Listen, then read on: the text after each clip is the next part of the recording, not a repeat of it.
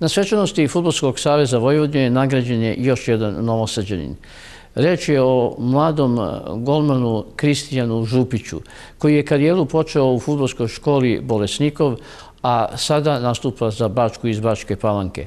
On je najmlađi debitant u istoriji Superlige. Dobio si nagradu Fudbalskog saveza Vojvodine kao najperspektivniji mladi fudbaler. Šta to za tebe znači? Za mene znači to veliki uspeh. Ne bih ništa mogao da uradim bez svog trenera golmana Stevana Kneževića i naravno uprave kluba i stručnog štaba tadašnjeg trenera Govedarice kad se taj debi desio. Sve se spojilo u jednu celinu i faktički cijela ta polusezona svakodnevnih treninga se na kraju, kako da kažem, dobio sam nagradu time što sam dobio priliku da debitujem i da samim tim postanem najmlađi golman u istoriji Superlige koji je ikada debitovao.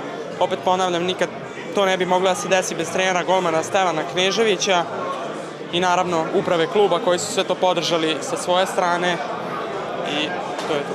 Kakve su ti dalje ambicije? Dalje ambicije su mi, naravno sada naporno radim iako je pauza, ja nisam stao, radim individualno i naravno odlazim svaki dan u Palanku i nastavljam da radim sa svojim trenerom golmana. Nadam se da ću u drugom delu ove polusezone dobiti možda priliku da